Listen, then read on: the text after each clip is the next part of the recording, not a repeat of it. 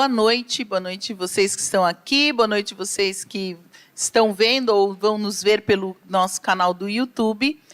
É um prazer recebê-los em mais um Pesquisa em Debate, este encerrando o nosso mês de março, que foi exclusivamente para homenagear as mulheres mackenzistas que fizeram história, que fazem história e que foram pesquisadas, né, que estão aqui no nosso acervo.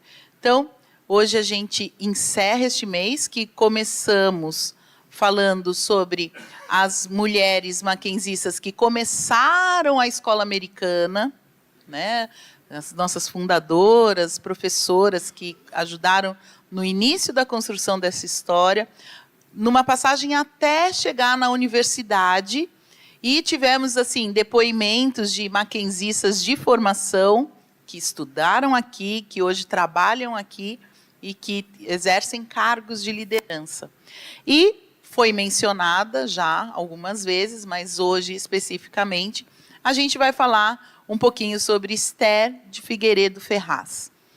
E aí, não vou dar muito spoiler, mas, assim, eu não sei vocês, mas na história, né, quando a gente aprende história, tal, e eu que trabalho aqui no Centro Histórico, todo mundo tem assim, os top 10 personagens favoritos, não é?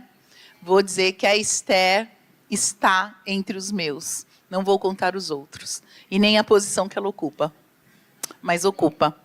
Hã? Ela ocupa, eu admiro muito essa mulher pelo que ela fez, né, pelo legado, inclusive, que ela deixou.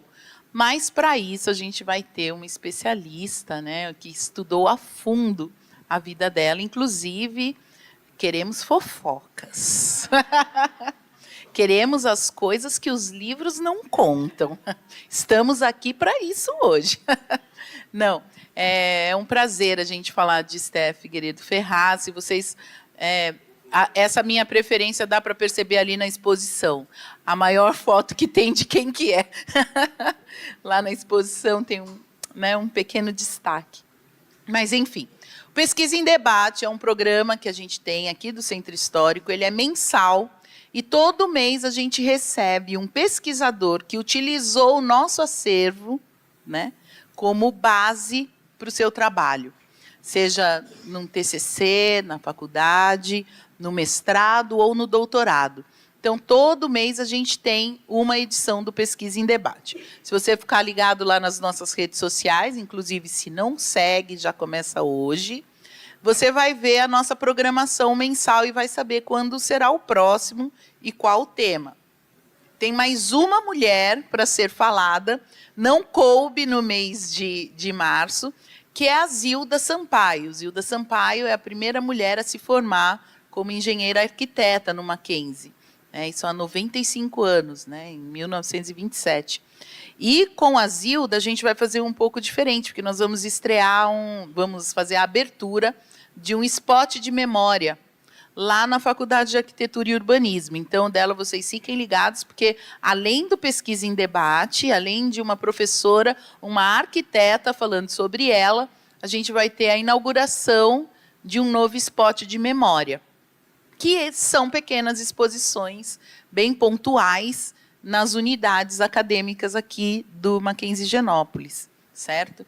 Você que não está aqui em São Paulo, venha nos visitar, que além dessas exposições aqui, tem os spots.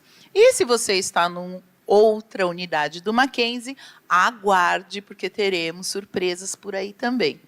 Além do Pesquisa em Debate e os spots também. Então, sigam as nossas programações para você ficar sabendo de tudo isso, tá bom? Vou, então, compor aqui a nossa mesa e vou chamar, primeiramente, o nosso professor Marcel Mendes, que é o líder dos nossos pesquisadores residentes, ele que coordena esse nosso programa da pesquisa.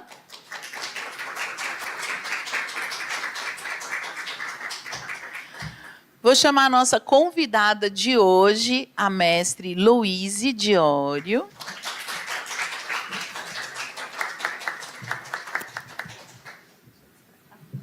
E vou chamar nosso chanceler, reverendo Robson, hoje aqui nosso chefe, para dar início à nossa programação.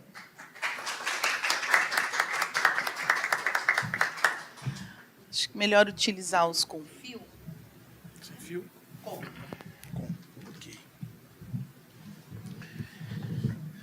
Eu gostaria de saudar a todos com uma boa noite, a todos que estão aqui, também a todas que estão aqui, todas as mulheres que prestigiam esse evento do nosso Centro Histórico Cultural Mackenzie. Não somente os que estão aqui, mas também aqueles que estão à distância participando conosco. De fato, foi uma feliz iniciativa do Centro Histórico consagrar esse mês de maio, que normalmente é um mês associado às pautas femininas, de março, às pautas femininas, e fazer uma série de pesquisas em debate voltadas para o realce às mulheres mackenzistas. Estivemos aqui, creio, quarta-feira retrasada, isso mesmo, com uma banca muito bem constituída por personalidades que estavam aqui e falaram um pouco da sua participação no Mackenzie, fizeram um resgate histórico, uma espécie de linha do tempo que foi muito significativa e certamente nós ficamos muito assim admirados ainda mais pelo papel da mulher mackenzista. E hoje, com muita alegria, nós pudemos receber a mestre Louise com um tema sob a orientação do Dr. Marcel, que é o especialista no tema, que é um tema fundamental para a compreensão do momento histórico que marcou o Mackenzie naquela época. A professora Esther de Ferraz, ela chega ao Mackenzie num momento absolutamente peculiar e marca a história do Mackenzie, transformando a sua passagem por aqui como uma grande preparação para voos ainda mais altos. Ela está na galeria não somente dos top 10 de Luciene, mas também de todo o Mackenzie, como um dos orgulhos mackenzistas. E a gente fica com muita alegria, muito feliz que Louise tenha decidido pesquisar sobre a professora Maria Esther Ferraz, e agradecidos porque ela compõe a equipe da chancelaria ali no gabinete do chanceler. E é com muita alegria que eu e minha esposa estamos aqui para prestigiá-la e ver o trabalho maravilhoso que certamente foi feito pela Louise. Então, eu gostaria de declarar aberta a sessão e passar a palavra ao professor Marcel, que certamente deve ter as suas considerações como grande conhecedor do assunto e do tema. Muito obrigado, nosso querido chanceler, que nos dá a honra aqui de fazer a abertura da mesa, acompanhado da dona Séfora, aqui presente também, e nós nos sentimos assim extremamente privilegiados. Também pelo tema em si, pela presença da pesquisadora Louise, que está aqui, de certa forma, estreando a apresentação em público daquilo que ela defendeu em pesquisa que se iniciou já no trabalho de conclusão do curso de jornalismo em 2019, e que também foi aprofundado por ocasião da pesquisa de mestrado que Louise fez no nosso programa de Educação, Arte e História da Cultura. Nessas duas conquistas da Louise, tive o privilégio de ser seu orientador, tanto no curso de jornalismo, até quebrando uma tradição, porque eu não pertenço ao corpo docente, não pertencia ao corpo docente do curso de jornalismo e do CCL, mas ali tive essa alegria de poder acompanhar esses primeiros passos da pesquisadora Louise, que agora já voltou ao CCL, o Centro de Comunicação e Letras, né? Já numa etapa mais avançada, onde ela ali está cursando o seu doutorado em letras e está se preparando para a qualificação dessa etapa importante do seu desenvolvimento acadêmico, buscando os maiores títulos que a universidade pode conceder aos seus pesquisadores. Então, eu tenho dito para a Louise que o futuro que desponta à sua frente, Louise, ele é promissor. uma jovem de 20 e poucos anos, está já com esse histórico, né? Esse início de carreira, com produções, publicações, agora trabalhando aqui no núcleo de comunicação da chancelaria. Que grande oportunidade, Luiz, de ter aí o nosso querido reverendo doutor Robinson Grangeiro como o seu superior hierárquico e podendo publicar as notícias, os acontecimentos que têm marcado aí a agenda da chancelaria. Então, somos todos privilegiados nesta noite, tanto os aqui presentes, como aqueles que estão nos vendo, ouvindo, pelos, como disse o nosso pró-reitor de extensão, pelos recursos da tecnologia. Então, nós aqui estamos iniciando esta sessão, que tem um título bem definido, e Liderança Feminina no Brasil. Agora, o recorte diz respeito, então, à trajetória de vida de Esther de Figueiredo Ferraz, que nasceu em 1915 e nos deixou em 2008, com 93 anos de idade.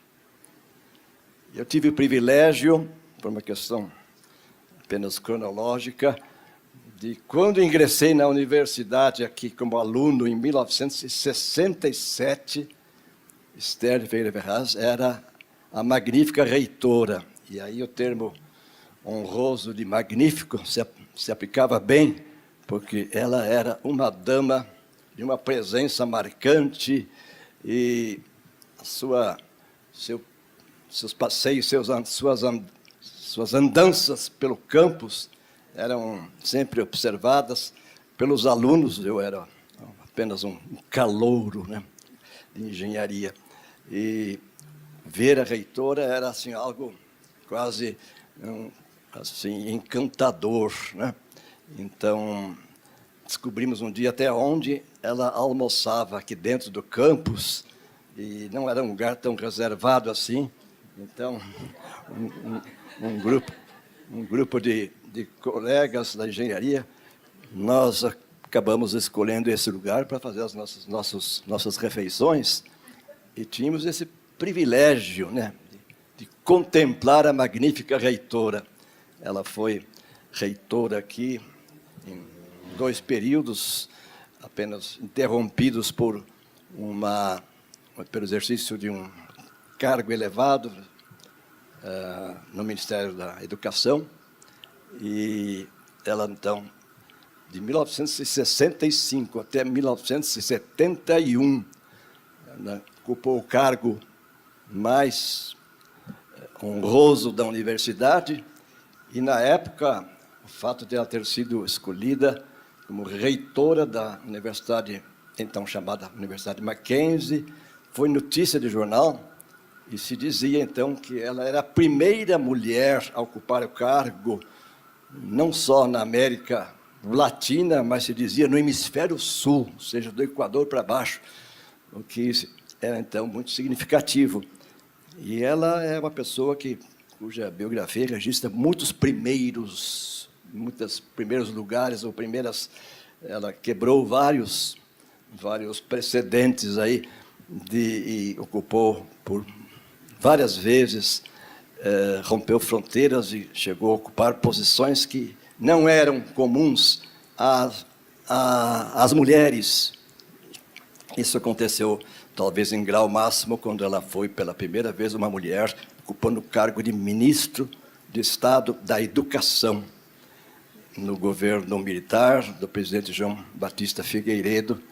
Ela foi ministra da Educação com todo o prestígio que ela já havia reunido por conta de outros cargos, e também foi secretária de Educação do Estado de São Paulo, a primeira mulher a ocupar esse cargo.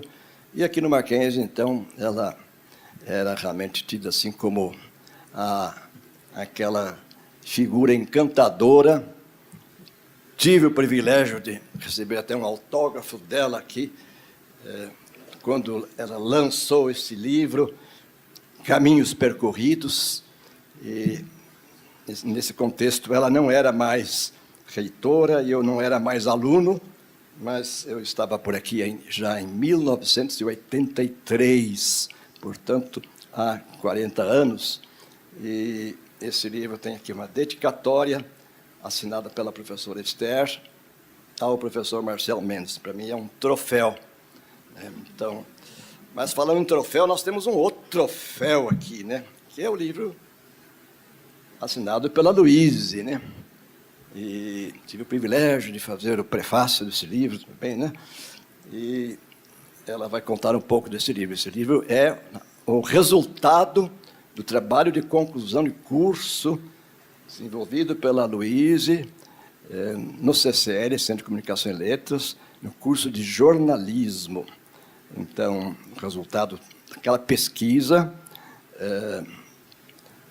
se materializou nesta edição particular de um livro que depois disso foi vamos dizer, relançado com todas as características de uma obra registrada na Biblioteca Nacional, e o tema Eternas Falas é retirado de uma própria expressão da doutora Esther. Então, nós ouviremos isto e mais coisas, algumas muito especiais, que dizem respeito, por exemplo, ao acervo documental, iconográfico e de outros itens que pertenceram à doutora Esther e que hoje estão sob a guarda temporária, a custódia, né, sob custódia da pesquisadora, nossa querida Luíse, que vai contar um pouco desses episódios, mas que prometeu que depois que ela tiver encerrado essas pesquisas, que também serão aproveitadas no doutorado e tiver publicado o seu segundo livro, ela transferirá para o acervo do Centro Histórico. Então, nós teremos coisas aqui maravilhosas no Centro Histórico que hoje estão guardadas, né, na sua casa. Eu não vou declarar o endereço aqui, né, porque a sua mamãe está aqui e pode haver aí alguma indiscrição de anunciar onde está o tesouro da doutora Esther. Está em boas mãos, está com a Luíse. Então, Luíse, bem-vinda. Aqui eu tenho aqui uma súmula a ser aqui lida, que apresenta a autora em 4 linhas. É uma compactação muito, digamos, rigorosa, poderia ter mais linhas, né? Mas a autora do livro Reportagem Biográfica Eternas Falas, de Esther Figueiredo Ferraz, doutoranda em Letras pela Universidade Presbiteriana Mackenzie, mestre em Educação, Arte e História da Cultura, bacharel em Jornalismo, antes disso, técnica em Logística pela ETEC Zona Leste, do Centro Paula Souza, e atualmente integra a equipe de jornalistas da série de livros Mestres da Reportagem, atua como redatora e revisora de textos, freelancer, é editora de livros biográficos independentes e trabalha como auxiliar administrativo no gabinete da chancelaria do Mackenzie. Está de bom tamanho aqui, né? A síntese aqui do seu currículo. Então, não vou tomar mais tempo aqui, fazendo aqui o trabalho de moldura, né, do seu quadro. Agora é você que vai se apresentar e nós vamos ficar aqui atentos para fazer perguntas. Bem difíceis, se possível, né, para a Luíse, ao final da sua apresentação.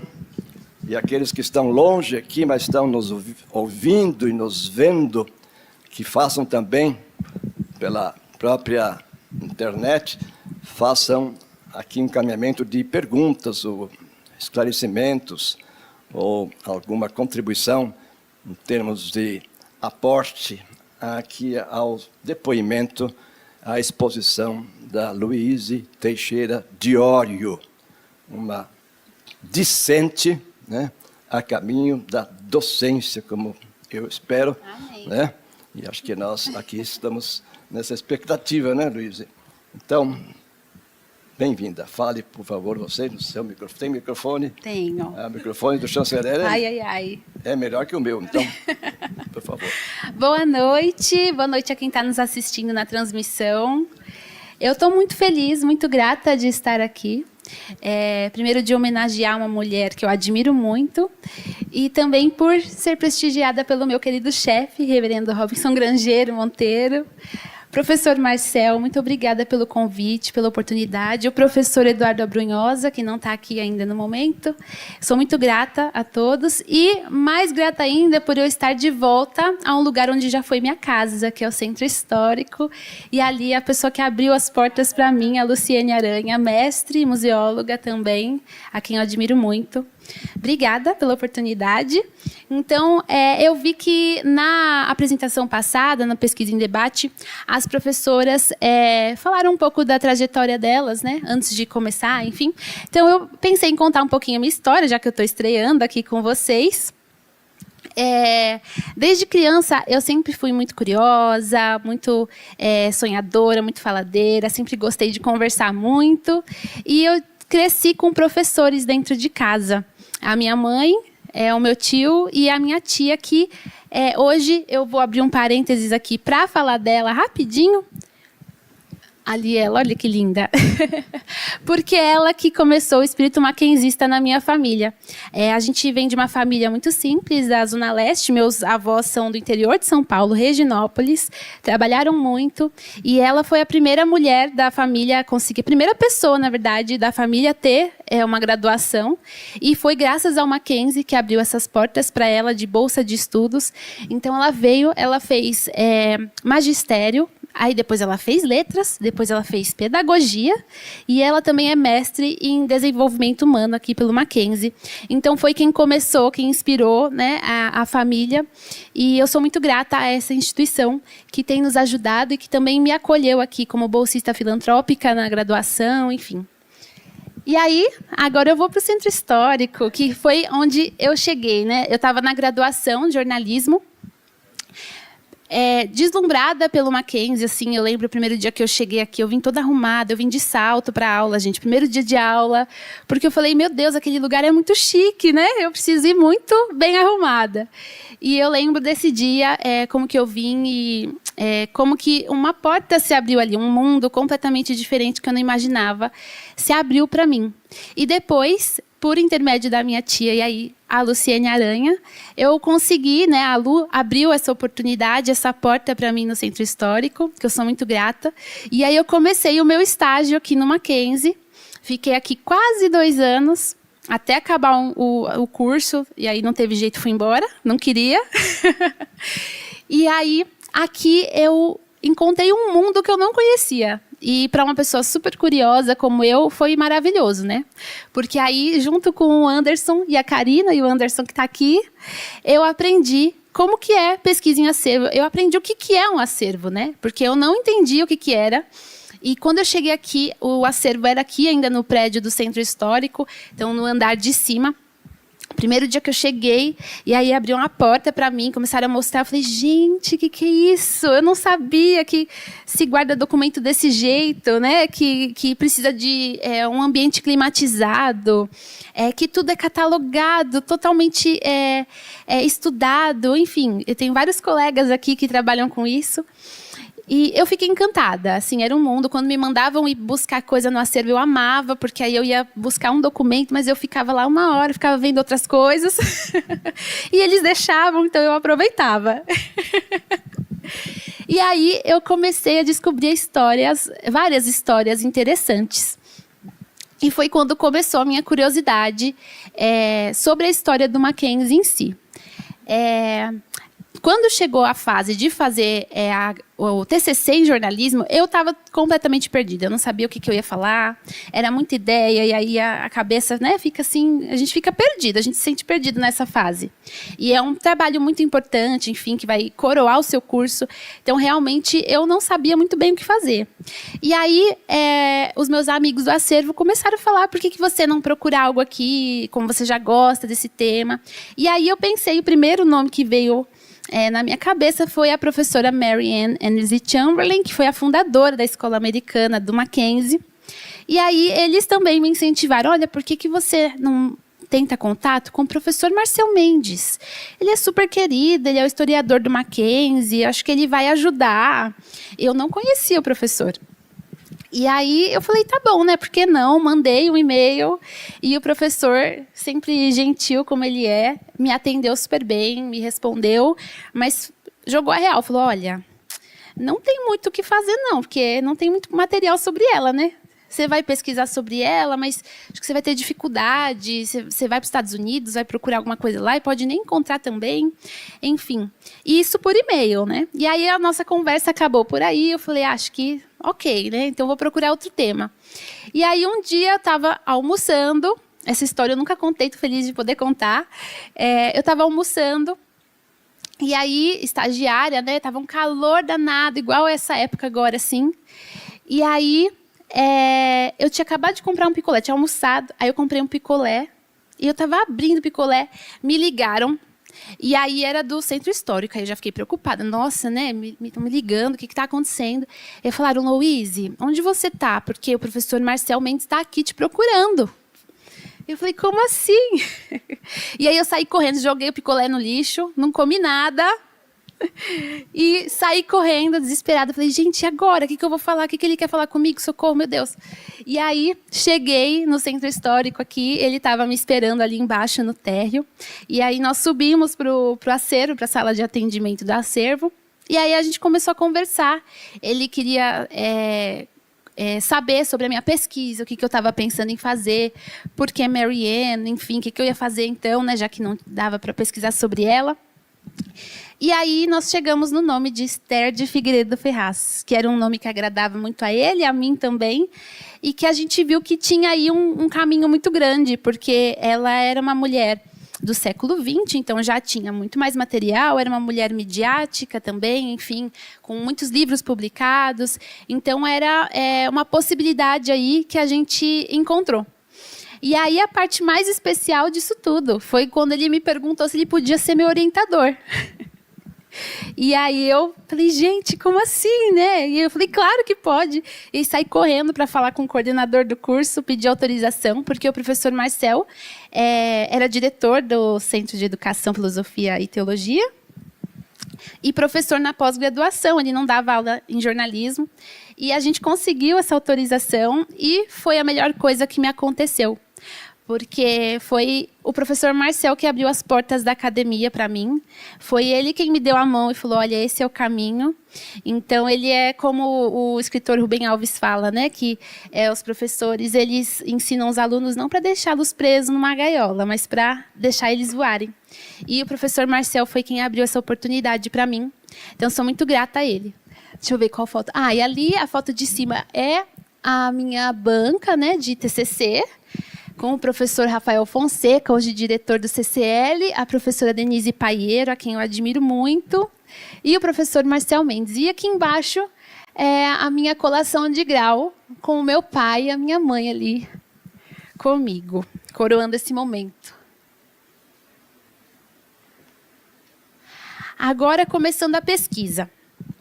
O Centro Histórico foi o ponto inicial, onde eu encontrei muito material. Aqui realmente é um espaço muito amplo, onde você quer pesquisar qualquer assunto sobre educação, sobre a igreja, aqui é o lugar, porque é um lugar onde preserva muito bem os materiais, onde cuida muito bem dos materiais. Então, eu super incentivo que vocês que têm interesse venham, porque é tudo muito cuidado com primor, tá? E excelência. E aí, eu trouxe essa foto, que aí é curiosidade, né? Esse é o doutor Luiz, ele é sobrinho da professora Esther. E ali ao lado, na foto de baixo, é a esposa dele, a Fernanda. E essa foto do carro é o dia que eu fui buscar o material que ele ofereceu a mim. Ele me presenteou com esse material que era da professora Esther. E aí, quando ela faleceu, eles dividiram, cada um ficou com um pouco de coisa. E a primeira foto foi quando eu fui entrevistá-lo, lá no escritório dele, na Praça da Sé. E embaixo foi já eu indo na casa deles buscar com meu pai. E ali na foto na lateral, já em casa, arrumando, tentando catalogar do jeito que eu tinha aprendido aqui no Centro Histórico. E tá tudo lá, guardadinho, bonitinho. O pessoal até me deu caixa, ó. Aí para vocês verem como é bonitinho, ó, porque eu varri os documentos. Tá vendo, Anderson? Porque eu trabalhei aqui, gente, varrendo livro, sabia? Não é varrendo, higienizando. Folha por folha, assim. Um trabalho muito legal.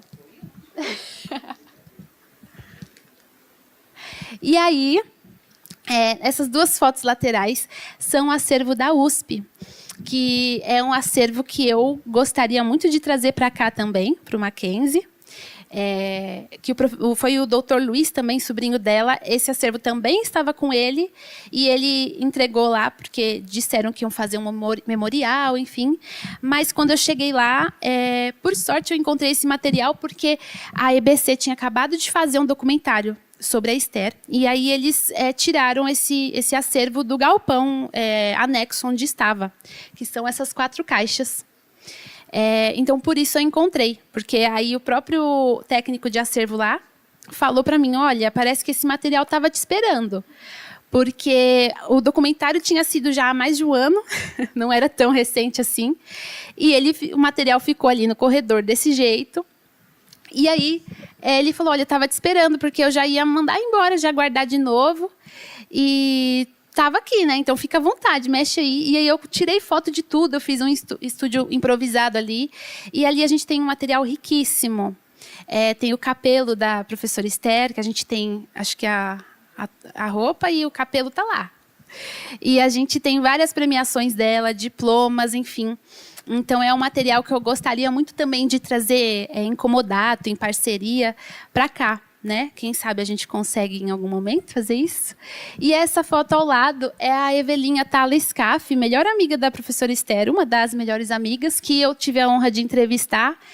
E a gente foi na casa dela, minha mãe foi comigo, né? E aí esse quadro da foto foi o que ela ficou de lembrança da professora Esther. Ela ficou com um quadro.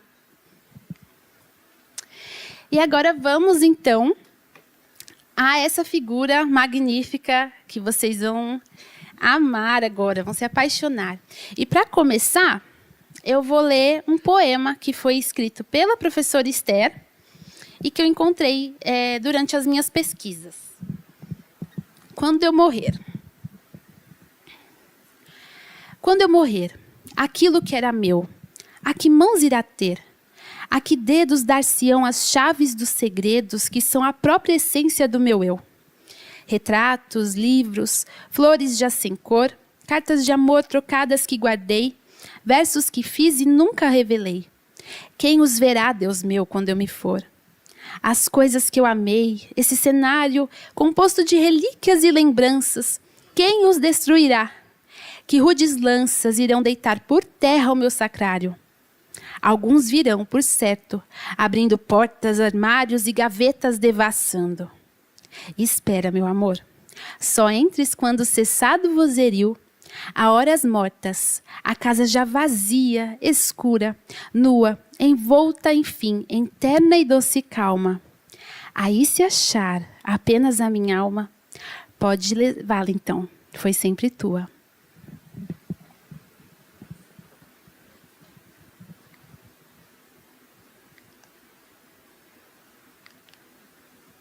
Foi aí. Bom, aqui um breve panorama sobre a professora Esther. Ela nasceu em 6 de fevereiro de 1915, foi filha de fazendeiros, então ela é de uma família considerada elite para a época. Ela teve mais 5 irmãos e ela nasceu em São Paulo, mas teve a infância em Mococa. E aí ela estudou o curso normal, que depois é famoso como magistério.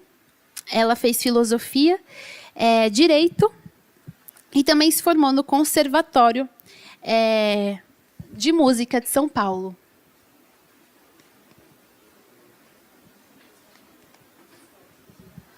Aí tem uma foto dela lá no interior. E aqui eu decidi mostrar um pouquinho para vocês, porque eu não quero eu ficar falando, eu quero que vocês conheçam ela. Então eu separei aqui do livro alguns cartões postais para vocês verem como ela era uma mulher muito amorosa, esse lado... Ai, que perfeito, obrigada. Como ela era uma mulher muito amorosa, família, enfim. E aqui ela escreve para a irmã dela, dia 12 de maio de 1953. Lúcia, aí vai um retrato da sua família daqui a 6 anos com uma média de 1 mico por ano. Daqui para lá você terá completado a dezena, a menos que venha algum gêmeo de contrabando. Ontem fomos ao mercado das pulgas, não vi ainda em minha vida tamanha exploração. Devia ser um mercado das sanguessugas. Abraços ao Armando e beijos para os 4 miquinhos. E aí a gente vê, em 1953, ela viajava de avião. Ela ia para vários países, enfim. Então, realmente é uma figura bem distinta. Aqui ela novamente para a irmã. Querida Lúcia, não quis encerrar esta minha viagem à Europa sem conhecer Interlaken, na Suíça. Aí está situada a célebre Jungfrau, a montanha com 3.500 metros de altura, coberta de neves eternas. Você não pode imaginar que espetáculo maravilhoso. Pense em Campos do Jordão, todo coberto de uma imensa camada de vários metros de altura, branca como algodão ou clara batida ou açúcar em flocos. Desse que a criançada compra em pacotes. Você nem pode olhar sem óculos escuros, tal a claridade que se desprende de toda aquela brancura. Foi o espetáculo mais lindo que vi em toda a minha vida. Finalmente encontrei aqui na Suíça as suas tintas. Vou levando uma bela e sortida coleção com os líquidos, os pincéis, tudo, enfim, numa caixa que você pode carregar à vontade. Embora esse material esteja caríssimo, apertei um pouco a cinta para poder dar a você esse prazer. Estou com muitas saudades de casa e de todos vocês. Mas não me arrependo de ter vindo. De qualquer forma, descansei um pouco o espírito e é com uma dose maior de coragem que me disponho a enfrentar a luta a ser travada em tantas frentes de batalha. Saudades a papai, a mamãe, a Armando e a criançada. Beijos de Esther. 1956 essa. E ela passeando na Suíça. Será que eu aponto para cá? Ah, tá. Gente, primeira vez, né? Já avisaram. Aqui eu trouxe 2 fotografias que são os pais da professora Esther. E essas fotografias são bem interessantes. Aí é a Julieta Martins de Figueiredo Ferraz. A gente pode ver pelo cachecol que ela está usando, que é de um animal, não sei distinguir qual. Então, realmente uma família de muitas posses, né, que deu essa oportunidade aos filhos de estudar, enfim. E a Julieta tem uma história muito legal também, porque ela foi a primeira mulher a ter carteira de motorista em Mococa, e ela era dentista, ela foi uma das primeiras também a se formar. E aí ela tinha um consultório, só que naquela época só era permitido a mulher atender idosos ou crianças. E ao lado tem o Dom Carlos, que é o pai da Esther, fazendeiro, foi político também, e aí uma das viagens à Europa.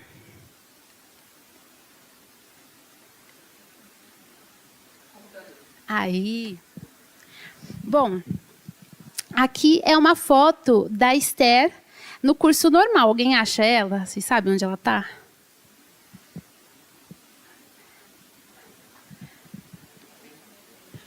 Está mais no meio, assim. É. Aqui, bem para cá, ó, terceira fileira, né? No meio. E aí eu separei também uma fala dela. Vamos ver.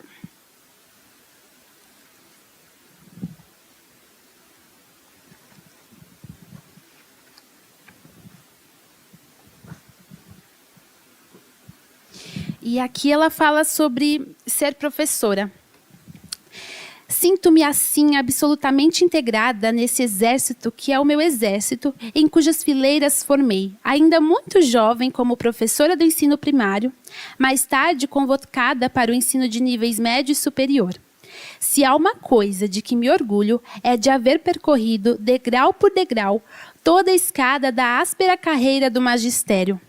E aquilo de que mais me envaideço não será, podem crê-lo, haver atingido o ápice da carreira no desempenho de minhas atividades universitárias, mas sim tê-la iniciado por onde a iniciei. 1983. Aqui ela também a formatura, né, de filosofia. Já tinha 2 mulheres na classe e poucos alunos. Aí tá fácil achar ela, né? E aqui é a professora Esther, graduando em Direito na USP. E aqui também um registro dela, essa foto é do acervo do Centro Histórico, as outras são do meu acervo pessoal, essa é do acervo do Centro Histórico, e a professora Esther, ela tocava muito bem.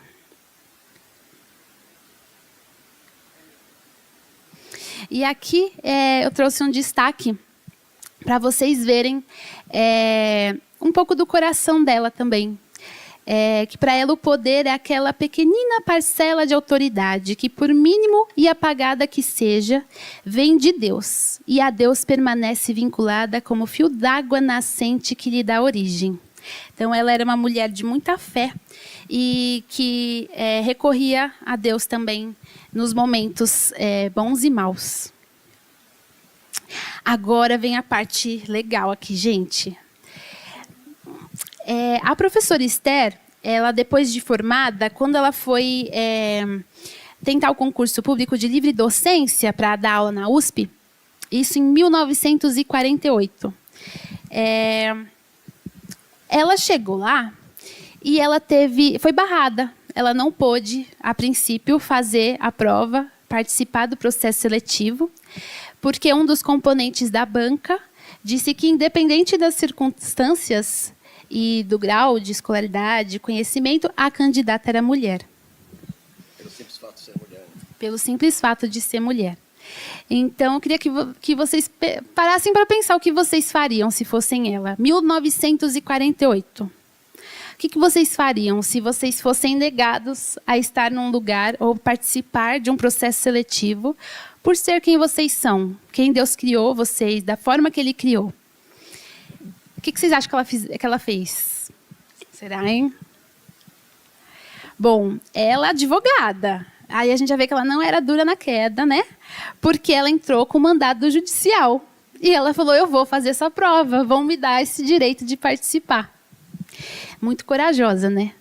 E aí ela fez a prova e conquistou o espaço dela na cadeira de Direito Penal e tornou-se a primeira mulher professora na Faculdade de Direito do Largo São Francisco, da USP. Mas também não acabou por aí, porque quando ela chegou para dar aula, aí estava tudo lindo, né? Já pode dar aula, já tem várias mulheres também na sala de aula, estudando. Aí ela chegou, né, um dia na sala de aula, na sala dos professores, falou, antes da aula eu vou ao banheiro, vou usar o toalete. Cadê? Não tem. Não tinha banheiro feminino e tiveram que construir depois que ela chegou. E aí, depois que ela veio, várias outras mulheres depois dela também chegaram lá. Inclusive, eu entrevistei para o meu livro a professora Ivete Senise, que foi diretora, a primeira mulher diretora na USP, já nos anos 2000, por aí. E, se eu não me engano, foi a última. Aqui a professora Esther, essa foto também está no meu acervo, é a professora Esther em um evento acadêmico. E aí a gente vê ali ela representando muito bem a mesa. Só me permitam apenas um parênteses. É interessante mencionar que a doutora Esther, enquanto aluna de Direito da USP, ela percorreu 5 anos cumprindo ali um currículo de cerca de 60 disciplinas, e ela tirou do primeiro ano ao último ano, todas as disciplinas, ela tirou nota 10. Ela foi naquele momento, a primeira e a única pessoa que conseguiu tirar 10 em todas as disciplinas do curso. O que, vamos dizer, a destacou, né? E quando ela se tornou candidata à docência, esse histórico estava presente na documentação, e é algo assim realmente digno de nota, que alguém tenha gabaritado os 5 anos de Direito numa faculdade rigorosa, e ela ganhou, inclusive, prêmios, né? Ela foi destacada com mais de um prêmio durante seu percurso como estudante, e, em função desses resultados. 60, 10 em 5 anos, eu não sei se alguém de nós aqui já chegou perto, né? Muito bem lembrado, professor. Realmente. E aí imagina, uma aluna dessa chega na livre docência e não pode participar. Pelo simples fato de ser mulher. Exatamente. Complicado. E aí, aqui a gente tem a próxima foto. Aí. É uma homenagem que as alunas fizeram à professora Esther em dezembro de 1948. Então, a gente vê que entre as alunas, as mulheres já havia bastante, né, mulheres ali. Inclusive, tem esse documentário da EBC, muito interessante, traz o relato de várias mulheres e elas contam como a professora Esther tinha um olhar também mais carinhoso ali em sala de aula. Tem uma que relata que ela estava grávida durante a graduação e que a professora Esther foi a que incentivou ela a não desistir. Então, a gente vê aí também um apoio que é importante também entre as mulheres. Opa, calma. Agora vamos para o próximo tópico, direito das mulheres. Deixa eu abrir aqui a página 56.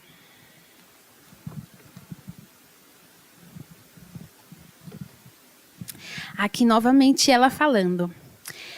Eu passaria toda a tarde a discorrer, nesse tom despretensioso de conversa, sobre assunto que me toca de perto o coração. Pois de tal forma me identifiquei com a sorte das minhas clientes que as suas vidas se incorporam à minha vida. E eu sinto como se as sofresse ou gozasse pessoalmente, as dores e as alegrias que lhes venham tocar. Falaria assim sobre os vários tipos de mulheres que procuram junto às bancas de advogados soluções para os seus dramas e suas dificuldades.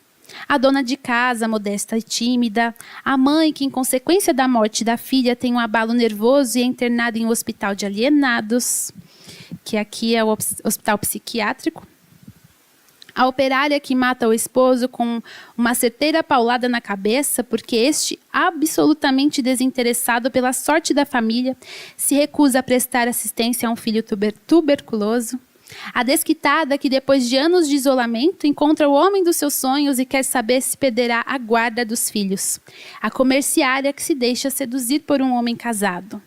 Enfim, aqui a gente vê, é só um trechinho, porque ela dá vários outros exemplos, mas a gente vê como essa foi uma pauta da professora Esther ao longo de toda a vida. Tudo isso que a gente fala aqui, ela fez de forma simultânea. Então, ela sempre foi advogada e também sempre foi professora e, durante esse tempo, ocupou esses lugares em que ela esteve.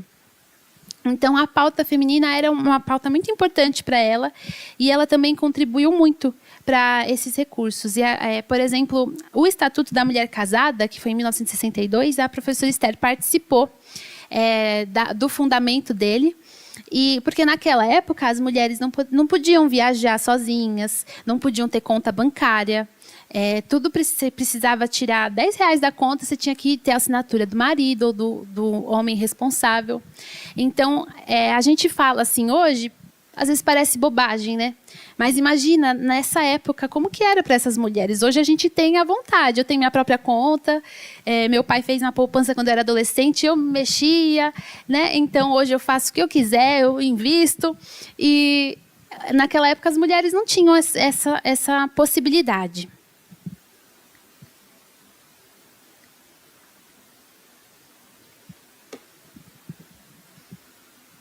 E aqui é um relato bem interessante também dela sobre as mulheres, que ela fala: procure consigo vê-las como realmente são. Simples e pequeninas mulheres, a quem falta ora pão, ora liberdade, ora a presença de um filho, ora a assistência de um marido. Mulheres que pedem pouca coisa e raramente para si, pois o que pleiteiam é menos de ordem material e pecuniária que natureza moral e afetiva, menos em benefício próprio que em favor dos entes que lhes compõem o pequeno e insubstituível universo terreno, a família. E aí tem enfim, tem várias histórias interessantes. No livro eu conto bastante, mas tem uma que chamou minha atenção, que eu achei interessante trazer para vocês, para a gente entender essa magnitude do ser mulher nesse período. Que em uma dessas histórias, a Esther conta de uma mulher que foi desolada ao escritório dela para falar que tinha descoberto que o marido tinha uma amante e que ia ter um filho. E aí ela queria os direitos dela, enfim, imagina, né, a situação. E aí a Esther conta que ela deu todos os recursos para essa mulher, enfim, os recursos legais, tudo que ela poderia fazer, mas que depois ela falou como mulher. E aí ela sugeriu que a mulher pensasse, enfim, a reconciliação ou não, o que ela poderia fazer nesse caso. E aí ela conta aqui que ela pensou em poucos instantes, pois as minhas palavras apenas reproduziam o que já lia no coração. E decidiu: prefiro esperar. Fico com estas provas nas mãos, pois elas me dão a certeza de que a razão está comigo. A sensação reconfortante de saber que sou senhora do meu próprio destino. Posso utilizá-la ou não. E se optar por essa última alternativa, será porque ela representa a minha vontade livre, que não sofre coação por parte de quem quer que seja. Estou disposta a perdoar o meu marido, não só por ele e pelos meus filhos, como também e principalmente por mim. Então, isso é o direito das mulheres, é a mulher poder decidir. Simples assim. Aí essa foto eu gosto muito. Ela daria um ótimo trabalho de semiótica, porque tem muitas nuances, né? E essa foi a vida da professora Esther, rodeada de homens dos quais ela via como aliados, parceiros, né? E que abriram espaço para ela, essa confiança. E aí é uma foto que eu gosto muito, e também a gente vê como ela era muito elegante, o colar de pérola de 3 voltas, a bolsa. Agora a gente vai caminhar mais um pouquinho na história. A gente vai chegar na década de 60, e aí a professora Esther já aqui no Mackenzie. Quando ela chegou aqui no Mackenzie, ela estava num período muito triste da vida dela, porque o pai dela estava doente e ela pensou em recusar. Ela pensou em não aceitar isso. E aí, inclusive, ela tomou posse dia 23 de março de 1965. Então, olha que legal, que homenagem que a gente está fazendo a ela nesse momento, que nem foi planejado, né? Eu também não lembrava. E aí, quando eu estava estudando novamente, eu vi. Então, ela conta aqui, tem um relato também que eu trago dela desse período.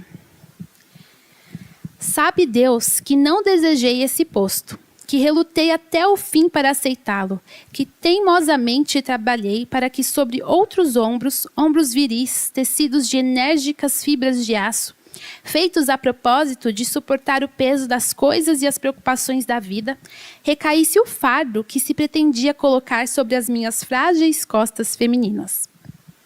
Tudo me aconselharia e justificaria a fuga. O estado de saúde de meu pai, a exigir no momento a concentrada atenção de todos os filhos. Minhas próprias condições físicas, cuja precariedade me obrigaram ao afastamento das lides forenses por todo o semestre. As aulas no Mackenzie e na São Francisco. Os trabalhos no Conselho Estadual de Educação, no Instituto dos Advogados. Enfim, minha vida normal de mulher, que, embora solteira, precise distribuir-se entre o progenitor que ainda lhe resta, os 5 irmãos que Deus lhe deu e os 15 sobrinhos com quem a sorte a presenteou. Os inúmeros amigos a quem quer como se fossem de seu sangue. Todos eles com as migalhas do seu tempo, os retalhos de sua presença, as partes ideais e indivisas de seu amor. Entretanto, não saberia explicar por que acabei por aceitar a desvanecedora incumbência. Perplexa a princípio, relutante ao depois. Vencida afinal pela série de argumentos e ponderações com que me via assediada dia após dia, consenti em dizer sim. É que não é possível dizer não ao Mackenzie. Há nessa instituição uma tão poderosa visa atrativa, uma tão irresistível força de sedução, que todos quanto dela se achegam acabam por sentir-se presos ao seu destino, fascinados, que ficam pela elevação e pureza de seus objetivos. Então, a Esther, ela estava numa fase muito difícil da vida dela, e aí, como vocês viram aqui, ela pensou em recusar essa vaga. Ela não entendeu por quê, inclusive questiona por que ela, né? Ombros frágeis femininos, poderia ser um homem muito mais viril. Mas ela aceitou e ela amava o Mackenzie. Tem vários relatos dela contando sobre a paixão dela pelos tijolinhos e pelo campus, enfim, como ela era admirada por aqui, por estar aqui. Então, ela tomou posse no dia 23 de março de 1965 e 5 dias depois o pai dela faleceu. Então, foi um momento de muita transição para ela, de muita emoção, mas como a gente sabe separar as coisas, não é? Ela continuou profissionalmente muito bem. E ela teve 2 mandatos, então em 1965 a 1966 e 1968 a 1971. 23 de março, daqui 2 dias. Aqui uma foto dela do acervo histórico, do centro histórico, essa foto, que quando ela recebeu a titulação de professora emérita do Mackenzie em 88. Inclusive, essa foto tem a do piano, que é essa mesma roupa, foi quando a equipe de marketing foi entrevistá-la para a revista Mackenzie. Então, a gente tem no acervo essa revista, que foi um dos meus pontos de partida, inclusive, porque ali ela contava bastante da experiência dela, então foi bem interessante. Aqui, olha, professor Marcelo, você está vendo aquela ali, ó? Quem está ali na pontinha, no canto esquerdo? Só uma mechinha branca na lateral do cabelo.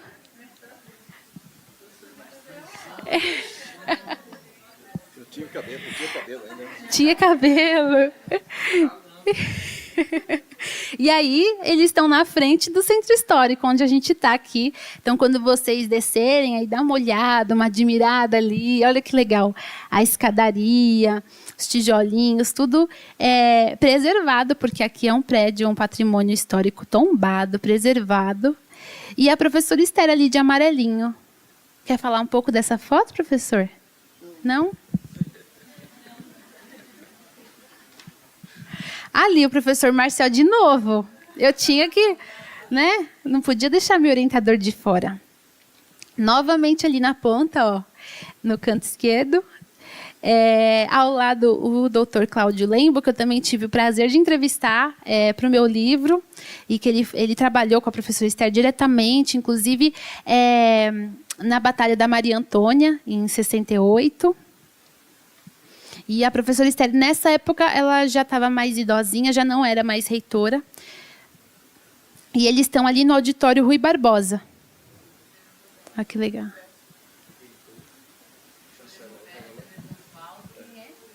Do lado de cá você tem o reverendo Roberto, atual presidente do Supremo Concílio. E ao lado dele, o chanceler à época, o reverendo Oswaldo Hack. E no centro, junto com o vice-presidente Marco Maciel, não é ele? Estava na época o presidente do Supremo Conselho da época, o reverendo Guilhermino Cunha. Ah, é. Isso mesmo. Que depois foi chanceler também. E de cinza era o doutor Humberto Araújo, presidente do Conselho Deliberativo. De cinza, entre o doutor Lembo e a doutora Esther.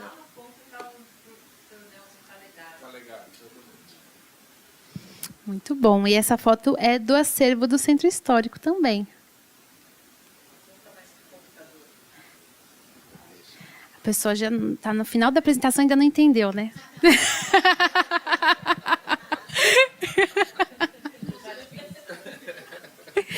Essa foto é ali no prédio 25, que é o prédio, o edifício Esther de Figueiredo Ferraz, é onde ficam os alunos de pedagogia, de educação, teologia, filosofia, de direito também. Coordenação do programa de educação, História e Arte da Cultura, que é onde eu fiz mestrado. E aí, ela na cerimônia de encerramento da placa, né? De inauguração. Com o nome da professora Esther. Com o nome dela. E aí, ela ali fazendo a pronunciamento dela. Ali ao fundo, vocês vão ver um homem de terno mais claro. É o Dr. Luiz, que é o sobrinho dela que doou acervo, e ele está lá, ó, no cantinho. E essa foto também é essas duas, mas tem mais. Estão no Centro Histórico. E aqui eu trouxe uma foto atual para vocês verem. O prédio 25 é onde tem o Starbucks, descendo a escada, é aquele prédio bem de frente à escadaria. E aí a placa... Professor, tem uma história dessa placa também, não tem? Tem. Que ela já sumiu, aí o senhor achou, estava... Quer contar a história? Não, eu não conheço muitos detalhes. Melhor não. Entendi. Acho que a gente já entendeu, né? Bom, então... eu quero ler mais uma pagininha, vamos lá. Página 50.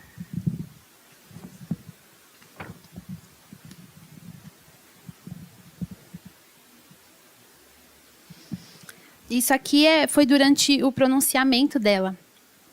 E aí ela fala, peço a Deus que não me abandone neste difícil momento de minha vida.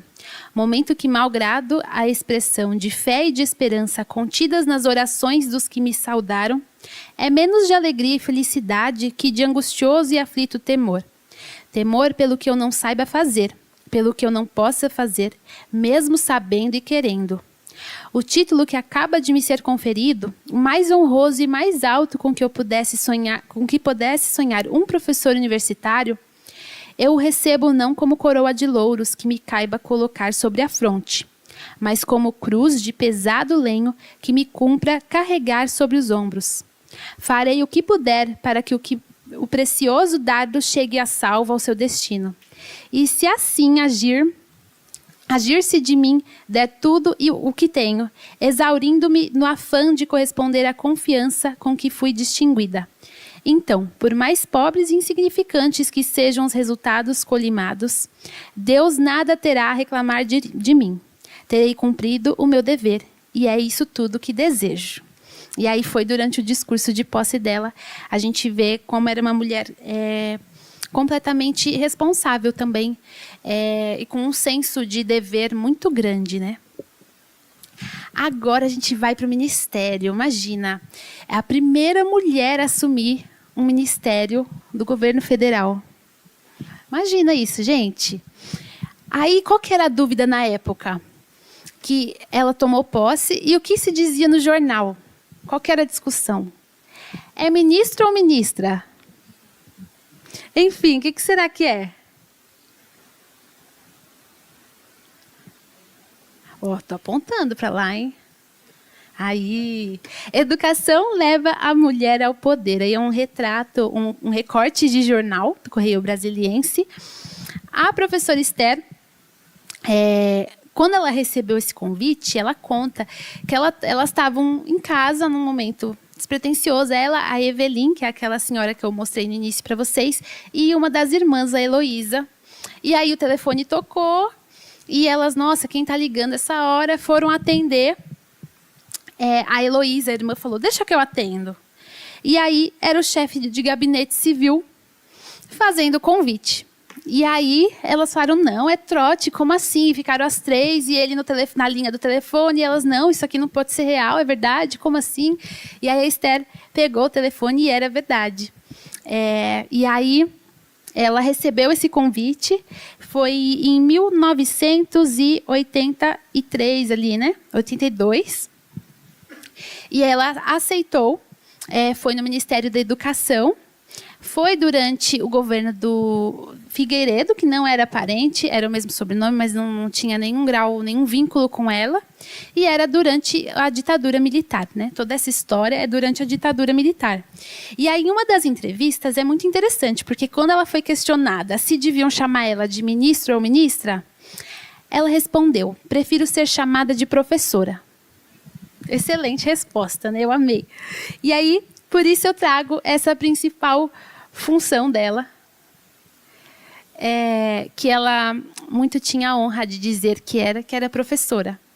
É uma mulher que não se importou com os títulos, não que eles não tenham importância, todos nós devemos ter ambições, e ela foi muito importante para nós mulheres, porque depois dela vieram muitas outras, mas ela tinha o pé no chão, e ela via na educação e no ser professora uma realização também pessoal que ela nunca teve, que ela sempre falava que o sonho dela era ter casado, ter tido filhos, e ela não os teve, mas ela encontrou nos alunos esses filhos, então ela realmente cuidava deles com muito carinho. E aí é uma fala dela que eu gosto muito também: a educação não é tarefa de alguns, nem de muitos, mas de todos. Um estudante devidamente informado sobre a nossa realidade educacional será sempre um melhor estudante e um melhor brasileiro. E aí, para encerrar, eu quero ler para vocês a paráfrase que eu fiz do poema que eu comecei a minha apresentação.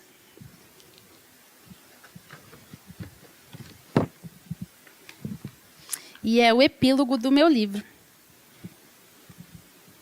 Ah, calma aí, que eu fiz um slide para isso. Aí. Como morrer com tudo aquilo que era teu? Em boas mãos achar-se-ão as chaves dos segredos, que são a própria essência do seu eu. Retratos, livros, flores já sem cor, cartas de amor que guardou, versos que fez e nunca revelou. Quem os verá, Deus meu, quando você se for? As coisas que amou, o teu cenário composto de relíquias e lembranças, nunca se destruirá. Se há manso venábulo, seu sacrário não findará. Alguns vieram, abriram as portas, armários e gavetas devassaram. Esperei, meu amor. Entrei quando cessado o vozerio, a horas mortas, a casa já vazia, escura, nua, envolta em fim interna e doce calma. Aí achei sua preciosa alma. Registrei, então, o brilho que sempre foi teu. Por isso digo, Esther, até sempre.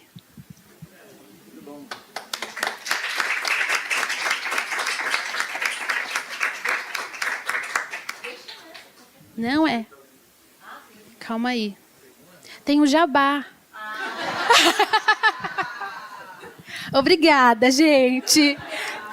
Fica aí o jabá da escritora independente.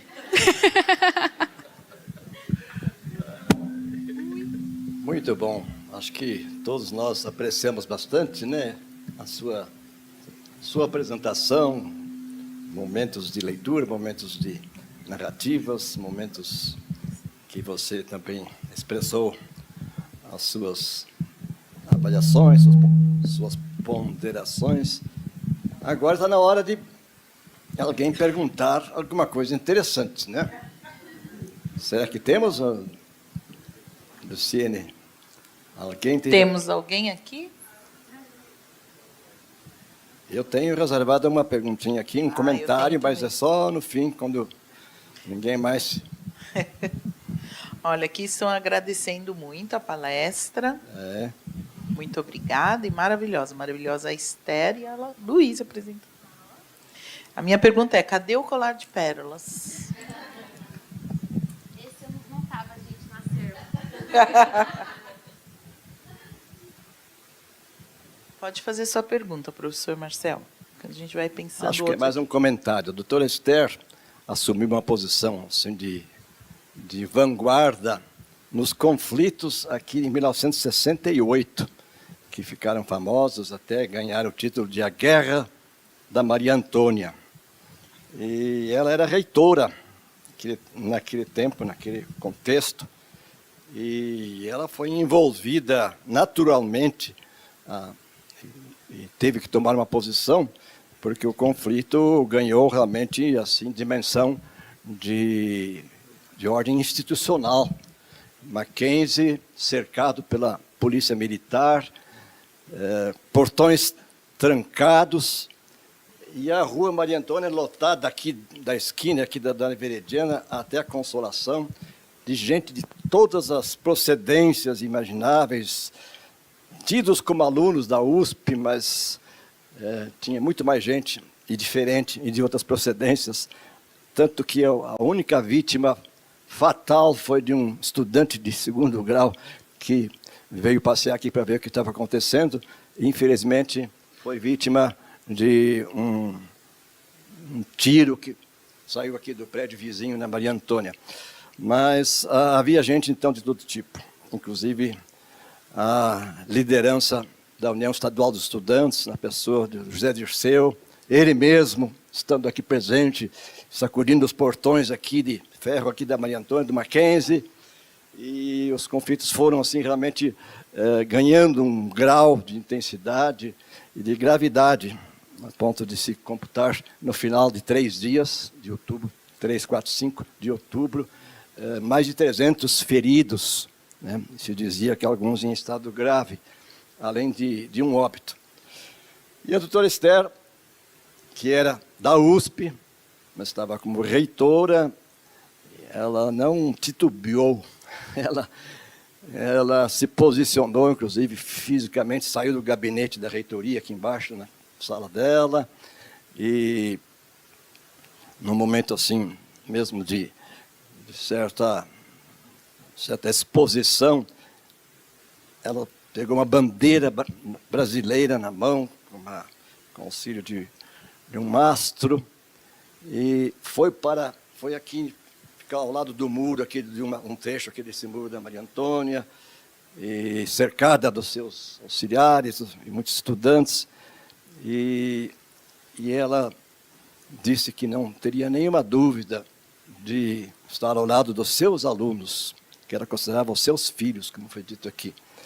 E essa posição dela revelava também uma posição ideológica, porque esse conflito acabou não sendo um conflito USP contra Mackenzie ou Mackenzie contra a USP.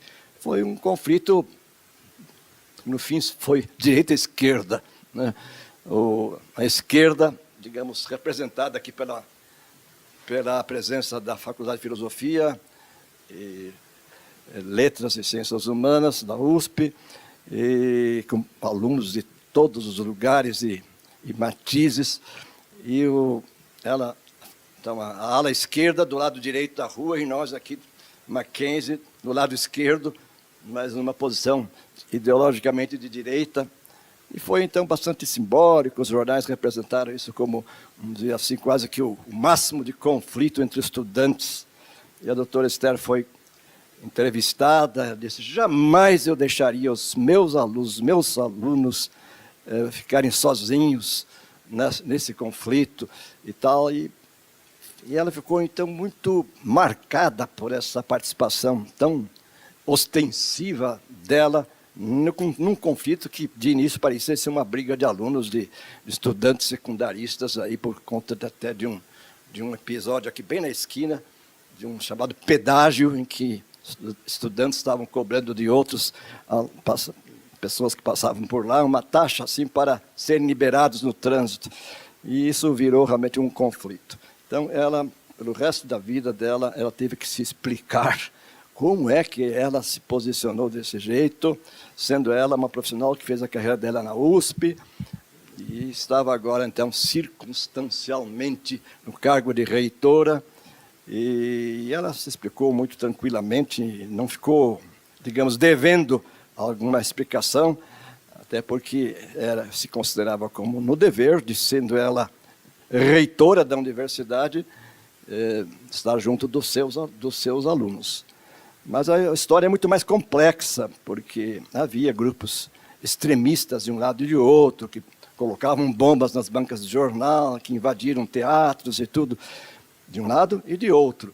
Então, o clima era bastante conflituoso, e foi aqui, vamos dizer, pacificado com a presença maciça da polícia e prisão de centenas de estudantes, e os prédios da USP foram lacrados, fechados, e nunca mais a universidade funcionou nesses prédios, foi para, assim, compulsoriamente para a cidade universitária, e depois de muitos anos de funcionamento até aqui de um outro órgão municipal, estadual, que era a Junta Comercial de São Paulo. Aí a USP foi aos poucos retomando aqui instalações culturais, e tem aqui, então, várias instalações em frente ao Mackenzie, e a vida dos professores continuou normal, os colegas, as pessoas confraternizavam nos bares, nos lugares, nas bibliotecas se encontravam,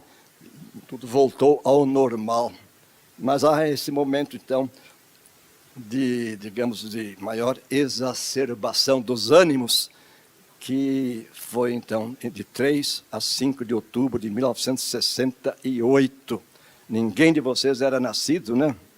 E o chanceler que tenha nascido, né? Muito bom. Então, temos um chanceler que tem aqui mais de 50 anos, né? Quase 60. Quase 60.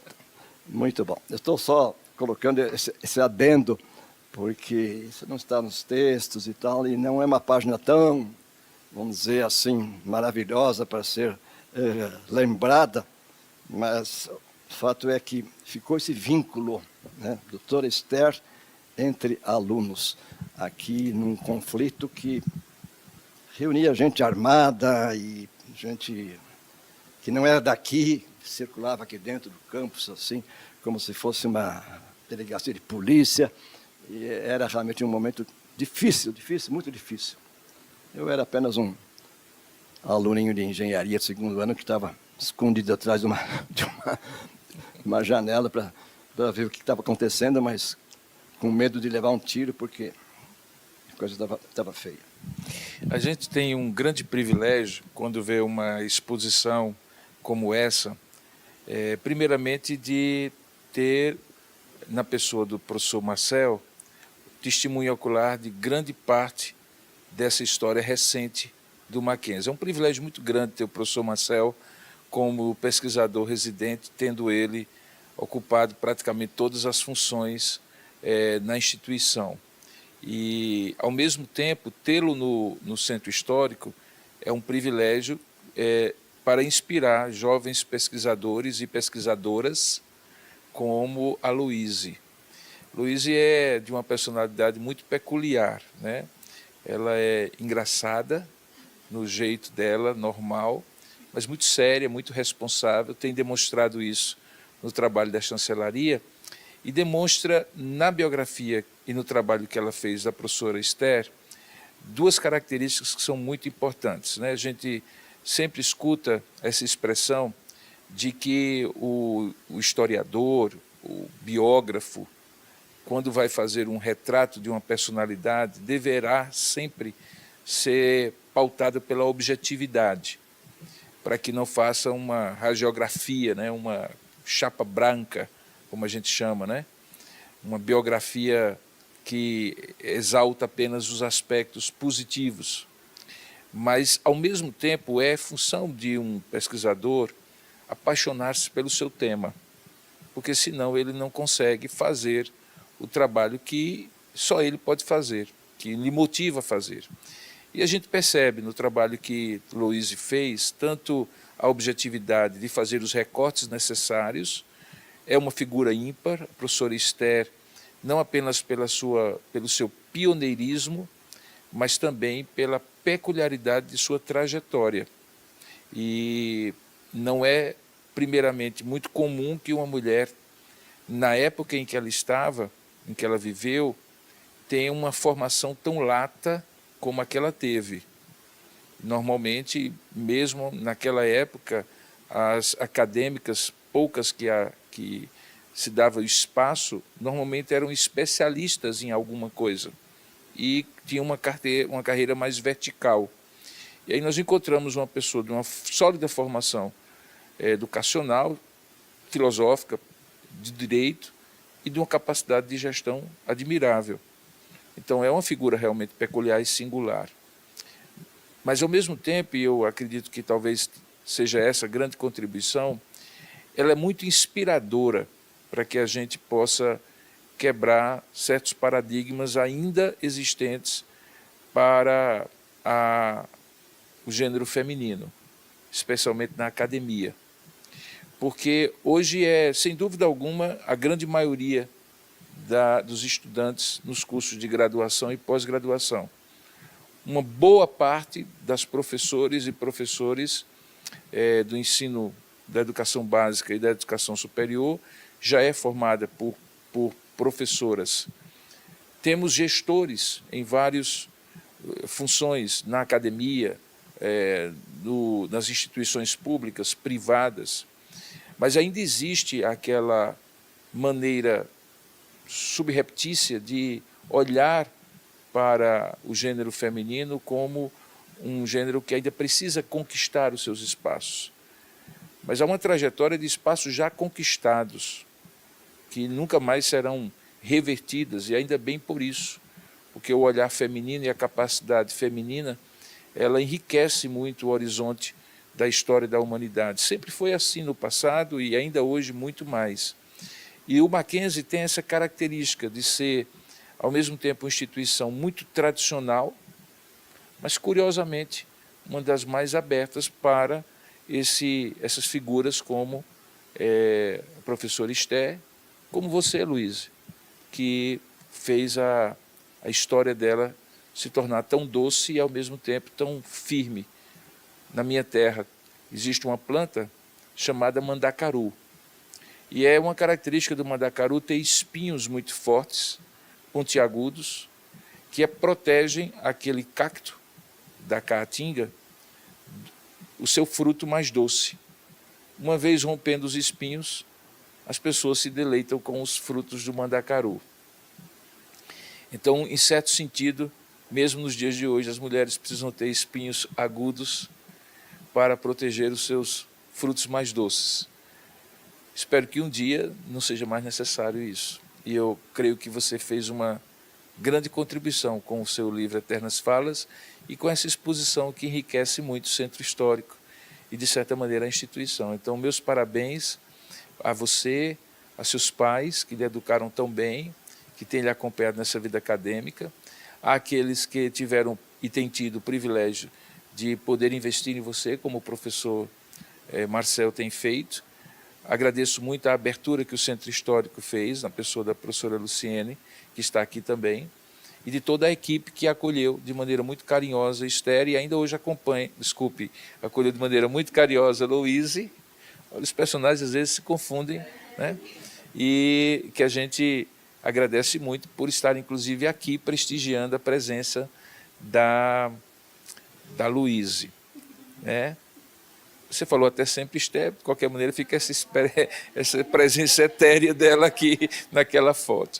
E eu gostaria de aproveitar e registrar também a presença de uma outra pesquisadora e que também tem feito o seu papel e que certamente vai brilhar na Academia Mackenzista um dia, que é a nossa querida mestranda Jacira Monteiro, que está aqui ao meu lado esquerdo, que chegou, eu não tinha nem percebido, porque eu estava aqui meio de lado.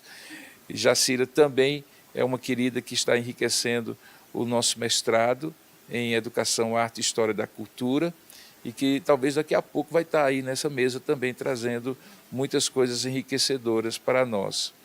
E, portanto, eu encerro essa minha fala agradecendo muito por esse momento que foi muito significativo e muito enriquecedor. Eu tinha um compromisso às 8 horas e tinha falado para a Luísa, olha, talvez no meio eu vou ter que sair. Mas o assunto foi ficando bom e eu já mandei uma mensagem aqui para o meu anfitrião que ele vai ter que esperar um pouquinho até a gente terminar. Então, a gente faz isso quando o assunto é bom. Deus abençoe você. Muito obrigado. Viu? Sua presença permanente aqui. Além do... Vou registrar aqui, olha, uma mensagem no nosso chat, que diz assim: registro meu agradecimento ao professor Marcel pela dedicação na excelente orientação e também ao reverendo Robinson por todo o apoio a Luíse. é de um tal Alcir Diório, não sei quem é esse. Suspeito esse comentário, né? Mas, mais uma vez, quero agradecer, Luíse. Já que ela falou de mim, eu tenho direito a uma réplica, né? Eu me sinto muito feliz de ver o desenvolvimento das pessoas que a gente acolhe aqui como estagiários, né? E a Luíse é um exemplo desse, né? Eu conheci a Luíse pequena, porque eu trabalhei com a tia dela, com a Raquel, a gente entrou praticamente juntas no Mackenzie, na escola, né, para dar aula, e conheci a Luíse fora daqui, pequena. E aí a Raquel veio, ai, Lu, ajuda, porque a Luíse está fazendo a faculdade e tal. Eu falei, mas teve um problema de horário, o horário do jornalismo era ruim. Eu falei, ela vai ter que esperar um pouquinho. Ela esperou e trouxe a Luíse. E aí a Luíse acabou o estágio, resolveu criar asas e ir embora, né? Mas depois a gente trouxe a Luíse de volta já para trabalhar. E aí ela me traiu, porque o chefe chamou e ela foi. E eu fiquei sozinha, porque ela estava me ajudando. E o chefe falando, não, deixa a menina fazer. Gostei. E aí, cedi a Luíse, né? Mas é uma alegria ver como Eu sou muito bem-aventurado. No meu gabinete não tem um único homem. Por isso que as coisas funcionam lá. É verdade. Isso, são seis mulheres. E por isso, professor Marcelo, que as coisas funcionam lá. Viu? A casa das 7 mulheres. Essas mulheres, elas fazem mesmo acontecer, viu? É verdade. E aí ele levou a Luíse de mim. Mas eu fico muito feliz de ver como ela cresceu e como está aqui com a gente. Quero dizer para vocês que é um prazer tê-los aqui. Se você pegou o seu ingresso lá no Simpla, amanhã você vai receber o seu certificado e ele vale hora complementar. Aí você pega esse certificado e depois você lança lá, tá bom? Nós não conseguimos este ano, né, homenagear a todas as mulheres que nós gostaríamos, mas selecionamos algumas. Assim como a Esther, nós tivemos outra reitora, né, doutora Aurora, e a gente vai falar também dela, mas esse ano a gente falou um pouco da Esther, de uma outra reitora que ainda está viva, esteve conosco, que foi a professora Maria Lúcia Vasconcelos, né? E aguardem, fiquem de olho, porque a gente vai falar de Zilda Sampaio. Ainda este mês ou no comecinho do mês que vem. Estamos só acertando as datas aí, porque houve um pequeno problema aí. Seria segunda-feira, mas a gente teve um probleminha, vamos ter que adiar. Fiquem atentos para saber quem foi Zilda Sampaio, que é uma outra história fantástica, ainda antes da Esther. E a Zilda também enfrentou vários problemas, mas não desistiu e venceu. Nas nossas redes sociais, vocês ficam sabendo de todas as programações. Já falei aqui, abril está vindo com tudo de novo, tudo voltando. Música no hall, hora clássica, tributos novos, hora clássicas gravados novos. Gente, tá demais essa programação. Não é nem porque meu chefe está aqui, mas é porque tá demais mesmo.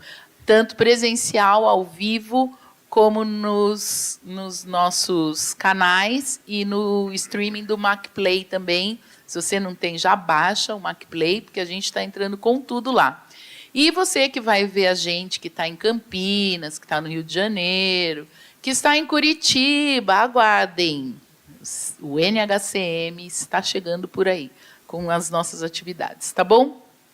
O professor Marcel vai entregar um certificado para a Luíse. Eu tenho esse prazer de entregar aqui às mãos da Luíse o certificado de participação na comissão de palestrante. Veja só que...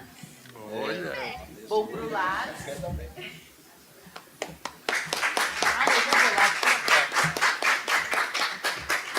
Já vamos ficar aqui, a gente já faz essa foto. Mostra, vira o seu... Isso.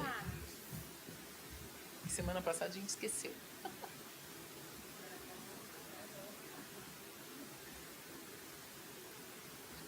Muito obrigada. Salva de palmas para a Luíse. Uma boa noite para vocês e participem das nossas atividades, porque tudo que a gente faz aqui é para vocês, tá bom? Boa noite, gente.